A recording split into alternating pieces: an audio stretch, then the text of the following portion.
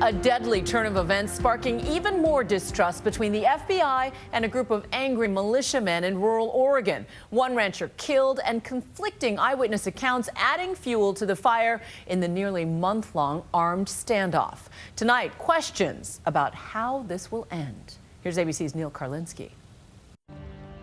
Authorities said it was supposed to be a careful and peaceful traffic stop, but instead it ended in the shooting death of Robert Lavoy Finicum, a rancher turned militia spokesman. A takedown that also left the leaders of his group handcuffed on the ground.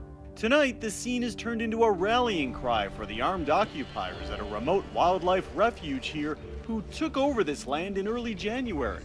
They're calling Lavoy a hero in the patriot movement, his picture now spreading online, wrongfully taken out, they say, by overly aggressive law enforcement. I believe Lavoy Finicum was murdered. The FBI and local police won't explain how it all happened or even name Finicum as the man killed by police gunfire. I'm disappointed that a traffic stop yesterday that was supposed to bring peaceful resolution to this ended badly. But one alleged eyewitness says he was just walking with his hands in the air. He's like, just shoot me then. This is what you want, just shoot me. And they did. They shot him dead.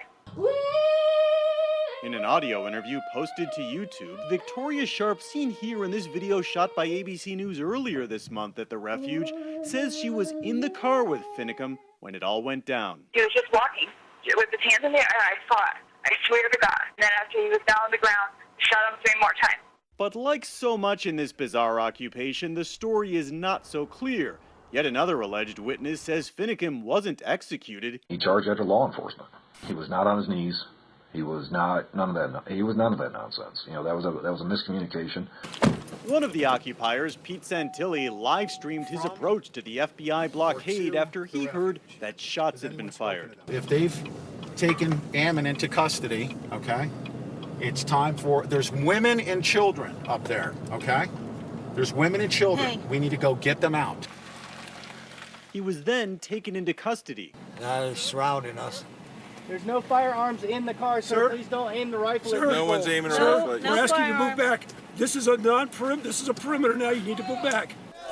From the beginning, police have found this strange standoff challenging, fearing a bloodbath if they moved in too quick. Anytime you have people dug in that are armed and that they are making certain demands and are saying they're not going to leave until they get those demands, you've now set up a dynamic where there's a potential for violence, obviously. So is there a way to back out of that? While we still don't know the details of the deadly traffic stop, Finicum himself almost seemed to predict that tensions were about to escalate in an interview just posted by the Oregonian on YouTube. The tenor has changed. They have become more hardened. They're doing all the things that shows that they want to take some kinetic action against us. They do not intend on losing here. And we do not intend giving it back to them. But tonight, the area is on lockdown, now sealed off by heavily armed FBI SWAT teams at roadblocks 8 miles out, as we found out when approaching. You need to go back out and stay outside that sign, please. Okay, we'll do.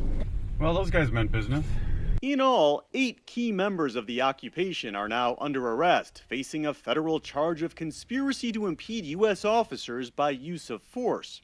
And Ammon Bundy, the leader of the occupation, is among those now in FBI custody. In a surprise move tonight, his lawyer called for an end to the standoff. Right now, I'm asking the federal government to allow the people at the refuge to go home without being prosecuted. Words he says Bundy wanted him to share. To those remaining at the refuge, I love you. Let us take this fight from here. Please stand down. But the circumstances of Finicum's death could be making the occupiers nervous. They told us that we could safely leave. Well, the group that was leaving has a dead man in it, so it depends on what you believe.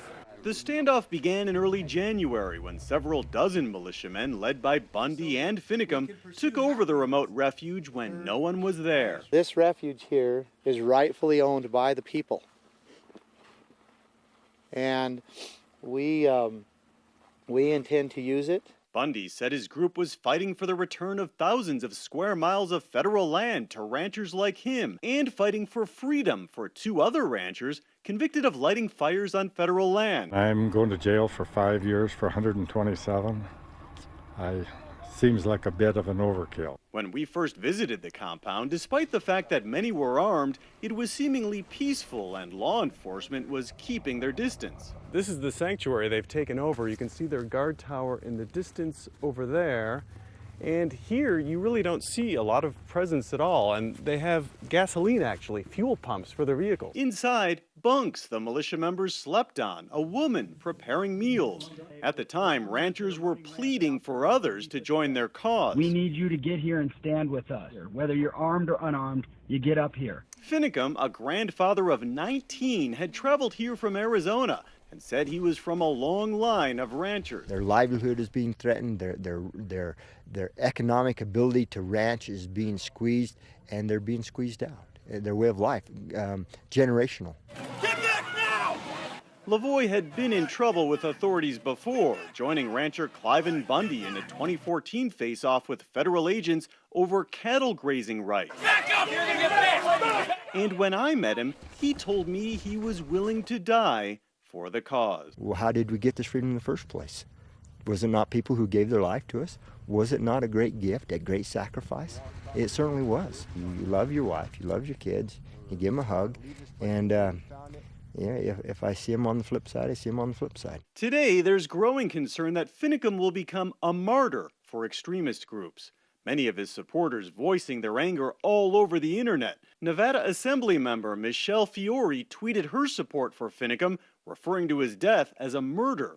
My heart and prayers go out to Lavoie Finicum's family. He was just murdered with his hands up in Burns, Oregon. Ryan Bundy has been shot in the arm. And the coming days may be critical in how all this gets resolved. I think what the government does not want to do is get into an excessive force situation where they basically raid this refuge and physically remove people who are armed, who may well try to shoot at them, which will probably result in them getting shot. Reports tonight that only a handful remain, and they are being encouraged by nearby patriot groups to end the siege. The sheriff made it clear today that their time is up. It's time for everybody in this illegal occupation to move on.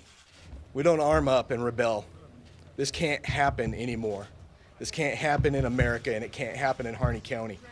For Nightline, I'm Neil Karlinski in Burns, Oregon.